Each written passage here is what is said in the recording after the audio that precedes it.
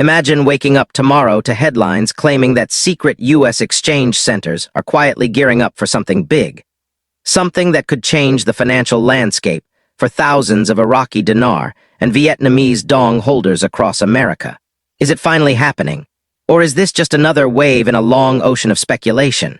Welcome back to Iraqi Dinar News Today, where we break down the latest stories, rumors, and facts surrounding the world of international currencies, especially the Iraqi dinar. Today, we're diving deep into a narrative that has captured enormous attention and reignited hope for many currency holders worldwide. A new wave of buzz over the past few months. Conversations across dinar and dong communities have grown louder, filled with whispers that private U.S.-based exchange centers might be preparing for something significant. The chatter suggests updated security measures, new appointment systems being tested, and even insider-level hints that certain facilities are on standby. But here's the million-dollar question. Are these preparations real? Or are they just another chapter in the long saga of speculation that has followed the dinar revaluation story for more than a decade? Let's unpack the details, examine the claims, and look at what's fact, what's theory, and what might really be happening behind the scenes. The whispers of readiness first. Let's talk about the claims themselves. According to unverified reports circulating online, certain private exchange centers in the United States are allegedly in a heightened state of readiness. Supporters of this theory say that some of these centers have already upgraded their systems, tightened security, and even begun internal testing for appointment-based exchanges. Now, none of this has been officially confirmed by any major financial institution or U.S. authority, and that's important to remember. But the consistency of these reports has given them unusual traction. Across forums, private chats, and social media groups, many say this round of information feels different, more structured, more coordinated, and perhaps more believable than the endless rumor cycles of the past. It's the same energy that longtime followers of this story describe as a shift from speculative hope to quiet anticipation. What could these exchanges look like? Let's imagine for a moment that these reports are accurate.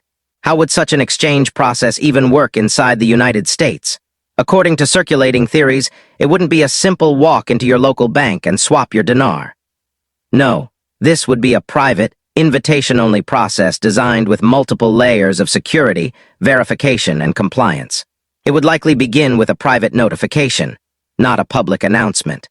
Holders would receive secure messages, perhaps through email or a verified online portal, inviting them to schedule an appointment at a designated redemption center. Once there, the process would be methodical. Every note, every single Iraqi dinar or Vietnamese dong would be scanned and verified using advanced technology. The goal: to ensure authenticity and eliminate any counterfeit or invalid notes before any money changes hands. Only after that verification step would the participants see an exchange rate confirmed. Some believe these rates could be different from public forex rates, though there's no solid evidence to back that up. After the rate is locked in, legal documents would be signed, and the transaction would be settled under strict compliance and audit standards. In theory, this design ensures that every transaction leaves a clear digital trail, protecting both the banks and the participants. A controlled rollout, not a public event. Another key idea in this narrative is that these exchanges wouldn't all happen at once. Instead, they'd roll out in controlled phases, or tiers. One term that frequently appears is Tier 4B. This refers to private, individual currency holders who are not part of the government, military, or institutional groups, often everyday investors who have been following the dinar story for years. The purpose of this phased rollout, according to theory, would be to control liquidity and avoid economic shock. If too much money suddenly entered the system, it could create inflation or instability. By processing exchanges quietly, in waves, the system could remain balanced and stable while the new liquidity moves into circulation. It's a slow, calculated process, designed to prioritize stability over speed. The role of redemption centers. Now let's talk about one of the most fascinating parts of this discussion, the so-called redemption centers. These aren't imagined as normal bank branches. They're described as private, invitation-only facilities equipped with top-level security, specialized scanning tools, and direct connections to major clearing banks. Inside, participants would allegedly go through the full process in privacy, from verification to signing non-disclosure agreements, NDA. Those NDAs, supporters claim, would prevent people from publicly revealing details about rates or procedures until the system goes fully live. Why so secretive? According to proponents, this confidentiality helps prevent mass speculation and panic buying in the global currency markets. Imagine what would happen if word got out prematurely that a major revaluation was underway. Markets could go into chaos overnight. That's why they say such operations must be conducted behind closed doors until the financial systems are fully synchronized. It's a fascinating, almost cinematic concept, but again, none of this has been proven. The technology behind the story here's where things get even more interesting, and where rumor meets modern reality.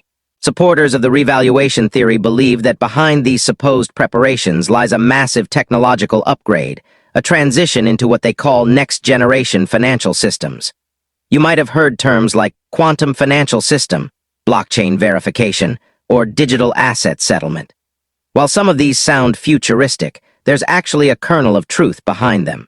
The global banking system is being upgraded right now. From blockchain integrations to instant cross-border payments, the world's financial plumbing is evolving faster than ever before. Whether these upgrades are directly tied to a dinar or dong revaluation is uncertain, but it does give the larger theory a sense of realism. If such private exchanges were ever to happen, this technology would be essential. It would allow instant recording of transactions, secure validation of every note, and real-time settlement across banks. In other words, the tech now exists to make such a system possible. The question of exchange rates now, let's tackle one of the most debated topics.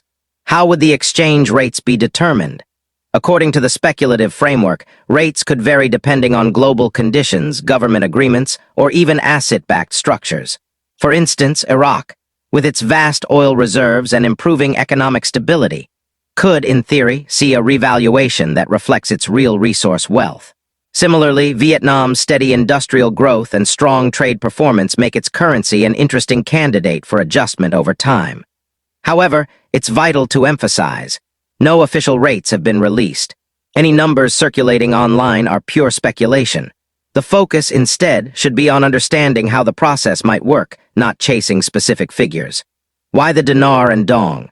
That brings us to a key question: why these two currencies? The answer lies in potential. Iraq and Vietnam both represent nations with immense economic capacity. Iraq, rich in natural resources, is slowly rebuilding its financial and governmental structures. Vietnam, on the other hand, is a powerhouse in manufacturing and exports, increasingly seen as one of Asia's fastest-growing economies. For years, both currencies have been viewed as undervalued relative to their nation's actual potential. This has fueled a belief among investors that one day, whether through a formal revaluation or gradual market growth, these currencies might rise to reflect their true worth. The U.S. connection. So, where do U.S.-based exchanges fit into this picture? Some believe these centers could act as early test runs for larger global liquidity movements. In this theory, private U.S. exchanges would help convert older currency notes into digital or fiat equivalents at agreed-upon rates, integrating them into a modernized financial system. This idea overlaps with current global trends, the shift toward digital banking, blockchain verification, and instant settlements. If true, these U.S. operations wouldn't just be about currency, they'd represent a prototype for the future of finance. The critical step: verification regardless of the excitement. One thing is certain: any legitimate exchange, if it ever occurs, would involve intense verification. Each dinar or dong note would need to be authenticated through advanced scanning and database checks to prevent counterfeiting. Financial institutions would also perform due diligence on every participant, including ID verification, proof of purchase, and anti-money laundering screenings. It's a slow process, but it's the foundation of trust and legitimacy in high-value transactions. After verification, the funds, according to the theory, might appear in a participant's account as pending or released. This staged release would give the banking system time to synchronize and avoid sudden liquidity shocks. Structured payouts and project funding. An interesting detail that often comes up is the idea of structured payouts or humanitarian project funding. Rather than releasing all funds immediately, participants might receive the money in stages, like a long-term payout plan. Others might have the option to invest portions of their funds into approved community or infrastructure projects. The reasoning behind this? Stability. By spreading out the release of funds and encouraging reinvestment, the system could prevent economic chaos and channel new wealth into productive development. Timing, why now? Timing plays a major role in this discussion. Many observers point out that financial recalibrations, including major settlement upgrades, often happen around fiscal year ends, particularly in October. That's when governments reset budgets, banks adjust reserves, and international ledgers are reconciled. Launching a new financial process during such a window would make logistical sense. It would blend naturally into the existing financial rhythm without drawing too much early attention. So for some, the fact that this conversation is gaining traction again in October feels like more than coincidence. The skeptics' view, of course, not everyone is convinced. Skeptics argue that we've heard these same promises for over a decade, secret centers, upcoming exchanges, and big reveals that never arrive. They caution against emotional decisions or financial risk based on unverified claims. And they're right to warn caution. Many scams have preyed on the hopes of dinar and dong holders, demanding fees or personal data in exchange for exclusive access. The truth is simple. Until there's official confirmation from a recognized authority, a major bank, central bank, or government agency, all of this remains speculative. That said, even some skeptics admit that the global financial environment is undeniably changing. Digital asset systems, central bank digital currencies, CBDCs, and upgraded settlement platforms are becoming a reality. So while the dinar revaluation story may remain uncertain, the evolution of our financial world is not. A larger transformation when we zoom out. This isn't just about two currencies. It's about the global transformation of money itself. We are witnessing the rise of digital currencies, decentralized verification, and asset-backed financial systems that promise more transparency and fairness. If Iraq and Vietnam continue to modernize, their currencies could naturally strengthen through market forces, even without a dramatic RV event. For dinar and dong holders, this means the smartest path forward is patience, awareness, and education. Understanding how modern banking and digital settlements work will always be an advantage, whether a revaluation happens next week or years from now. Final thoughts at the end of the day, these rumors, whether fact or fiction, highlight something powerful. People's desire for change, fairness, and financial opportunity. Yes, the story of the Iraqi dinar has been filled with ups, downs, and countless cycles of speculation. But it has also built a community. People who pay attention to global finance, who care about emerging economies, and who dream of a more balanced global system. As we continue to watch developments unfold, the best advice remains the same. Stay informed, stay cautious, and above all, stay patient. Because if any of these theories ever become reality, those who understand the process will be best positioned to navigate it wisely. Thanks for watching Iraqi Dinar News Today. Don't forget to like, comment, and subscribe for more updates, analysis, and insights into the evolving story of the Iraqi dinar, the Vietnamese dong, and the future of global finance. Until next time, stay safe, stay smart, and keep watching the markets. Disclaimer: the information provided on Iraqi Dinar News Today is for educational and informational purposes only. We do not provide financial, investment, or trading advice. All content shared on this channel is based on publicly available data and personal opinions. Viewers are advised to do their own research and consult a licensed financial advisor before making any investment decisions. Iraqi Dinar News Today is not affiliated with any government agency, bank, or financial institution.